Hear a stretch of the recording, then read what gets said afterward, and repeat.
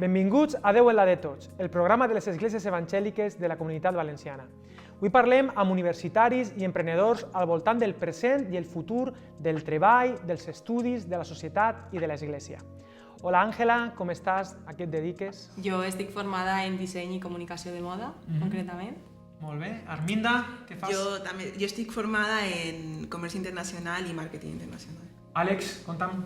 Jo estic terminant la carrera de Filologia Clàssica. Molt bé. I Maria? I jo ja soc quasi biotecnòloga, acabé ja esta setmana, així que ahí està. Molt bé, m'agradaria començar amb una pregunta. Com es viu com a creient en el context universitari? Bueno, jo de forma personal intento viure igual que ho visc a casa, igual que ho visc a l'església, igual que ho visc amb els meus amics.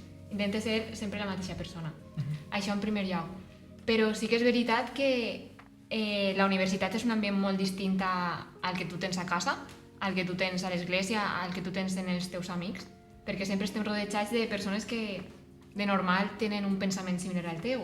Entonces, quan arribes a la universitat i t'enfrontes a un context tan distint, pues a vegades és un poc, no diria agressiu, però sí que te confronta moltes idees que tu ja tens preconcebudes, que portes de casa, i a vegades pot ser dur.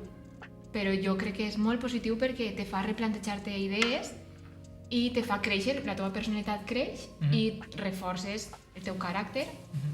I si realment les idees que tu portes de casa són bones, eixiràs sempre reforçat. Alejandro? Sí, jo estic completament d'acord amb Maria, perquè opine que moltes persones creuen que la vida del creient és com una taronja, on l'espiritualitat queda a casa i després tens el teu treball, els teus amics i l'espiritualitat no entra Una en vida els per teus gallets, amics. no? Per gallets. Clar, però la vida del creient és més com un melocotó i on tu pots donar la glòria a Déu, al teu treball, amb els teus estudis i no és necessari a soles que siga una cosa d'una fe individual, personal, a casa, sinó que també opine que forma part de la teua persona, de la teua identitat i que realment no entra en conflicte, però sí que és veritat que també, com deia Maria, quan arribes a la universitat comences a fer-te moltes preguntes que fins que no arribes a lo millor no te fas. Però si busques les respostes, la fe en Jesús acaba sent reforçada també. I com vegeu el futur laboral? Jo crec que com a societat hem de ser realistes i saber que és una crisi i que va ser difícil.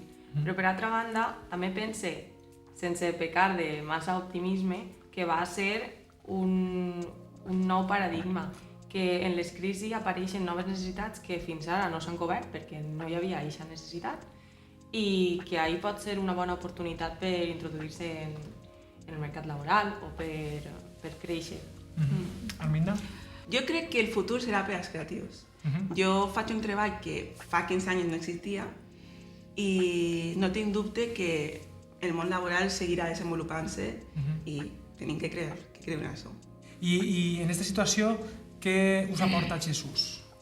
A mi em dona molta pau perquè jo sóc una persona que m'agrada molt organitzar el futur i pense que això ens ha fet adonar-nos de que les coses no estan al nostre control i també pots o ficar-te nerviós perquè no tens les coses al teu control o deixar-ho tot a les mans de Jesús i que ell prenga el control de la teva vida. I pense que això és molt reconfortant perquè t'ajuda a entendre que encara que tot se desmorone i que parega que no té eixida, sí que la té. Jo també añadiria que nosaltres com a creients sabem que la Bíblia és relevant en l'actualitat i a mi personalment històries o llibres de la Bíblia com Habacuc o Filipenses han sigut clau per a mi per a poder superar aquesta etapa perquè es fica en rellevància que Déu té el control de tot i que si tu fiques la confiança en tu, al final les coses se desmoronen i no arriben a ningú puesto, però si confiem en Déu, ell té el control de tot i a més és bo i ens ajudarà. Voleu afegir alguna cosa? No, jo soc també de l'opinió d'Àngela jo soc una persona que tindre tot sempre supercontrolat i en el moment en què les coses se m'ixen una mica el meu control, pues comencen les ansietats, les preocupacions i aquesta situació m'ha ajudat a acostar-me més a Jesús i a donar-me compte que jo depèn d'ell, que estic al seu control i que quan més confiada estic en ell, més tranquil·la estic jo. La primera universitat del món de parla anglesa es va fundar a Oxford en el 1096. En el pòrtic hi havia unes lletres que posava Dominus Illuminatio Mea, el Senyor és la nostra llum. El coneixement, l'espiritualitat i el cristianisme sempre han anat de la mà. I com a gent jove, què penseu de com és l'església del futur? Com serà l'església del futur? Jo no sé com serà, però sí sé com m'agradaria que fora o el que pense que seria lo ideal. I crec que l'església del futur ha de ser una església sense por, per una banda, sense por a estudiar les filosofies actuals, sense por a buscar respostes a les idees que estan bullint en la societat, perquè tenim respostes per a aquestes preguntes també, i també sense por a embrutar-se, sense por a ficar-se del costat de les persones que més ho necessiten i aportar les bones notícies a totes les persones que necessiten escoltar-les. Jo he de dir que he sofrit un canvi de pensament en aquest aspecte, perquè al principi jo no tenia molta esperança en l'església del futur, perquè, no sé, la meva idea era que seria una església molt superficial, molt centrada en les apariències, però des del coronavirus fins ara m'he donat compte que ha hagut un canvi, ens hem donat tots compte que estàvem molt centrats en lo superficial i hem fet un esforç de treballar per dins, treballar-nos per dins, la nostra relació amb Déu, amb els germans, i crec que això ha sigut clau. I ara ja penso diferent, crec que l'església del futur serà una església més on se tinguen en compte les relacions entre nosaltres. Més relacional. Exacte, més relacional. I bé, cadascú té el seu treball o les seues ànsies de treballar, però quina és la vostra vocació? Quin és el motor del que esteu estudiant o on voleu involucrar-se? La meva vocació són les persones i això ha sigut sempre d'esta forma.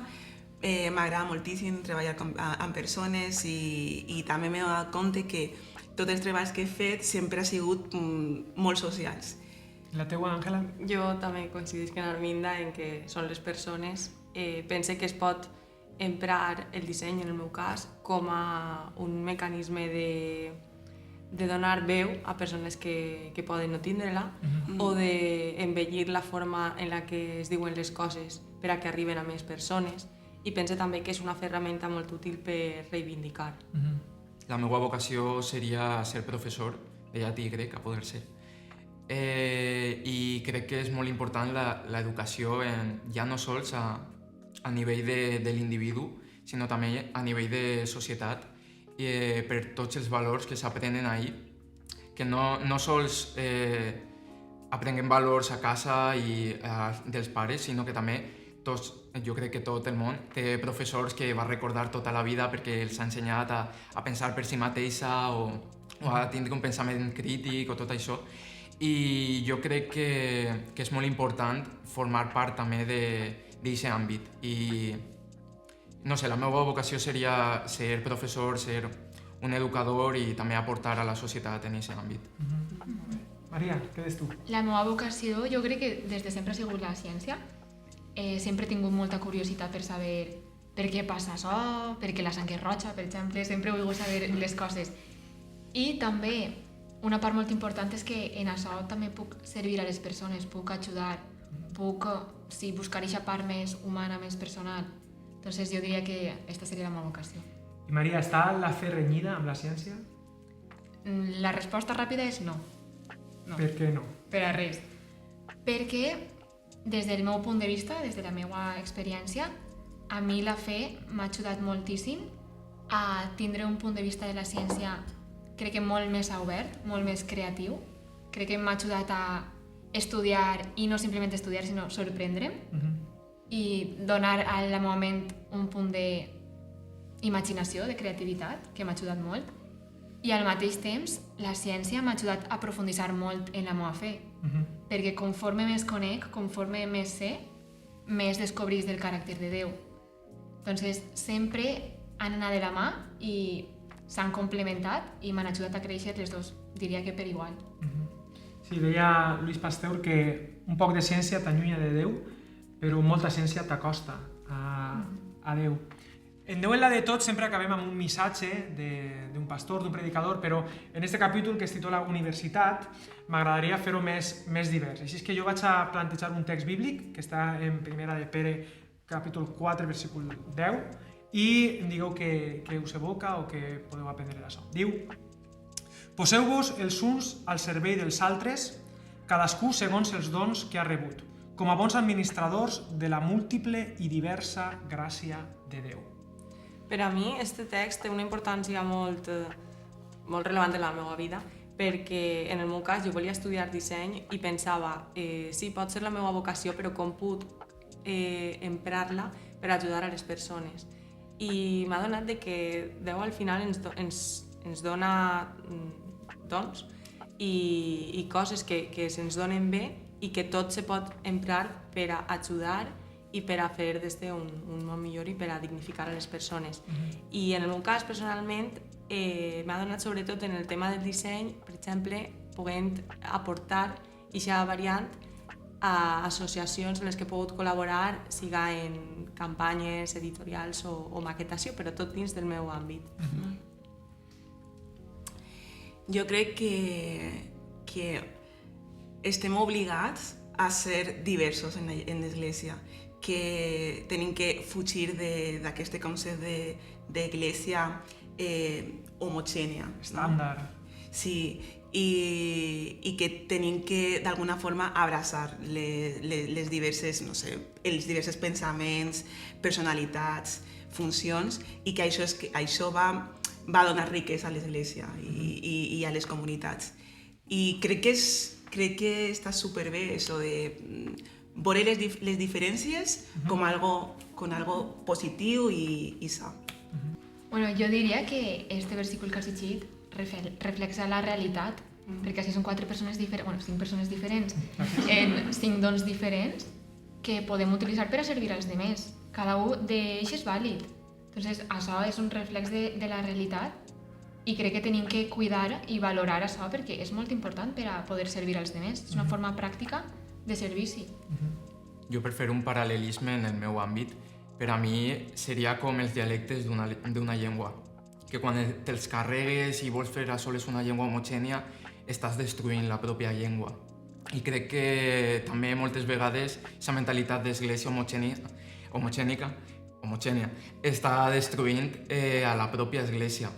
I no sé, aquest versicle a mi me parla de diversitat dins de l'església, que Déu ens utilitza amb els nostres defectes, amb les nostres aptituds, però també que aquestes aptituds són per a servir als demés, no són per a nosaltres, per a l'església i per a tancar-nos en una cúpula o alguna cosa.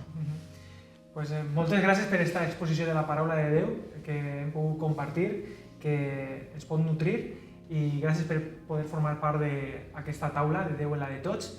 I aquest és el lema d'aquest programa: cadascú a sa casa, cadascú diferent, però també unitat, Déu en la de tots. Moltes gràcies. Gràcies. Quan en 1499 es va fundar la Universitat de València, la carrera reina era la teologia. Galileo Galilei deia que hi havia 2 llibres per a conèixer a Déu: la Sagrada Escritura i la natura. Que puguem tindre aquesta actitud per a apropar-nos a la realitat, al coneixement i els uns als altres. Gràcia i pau.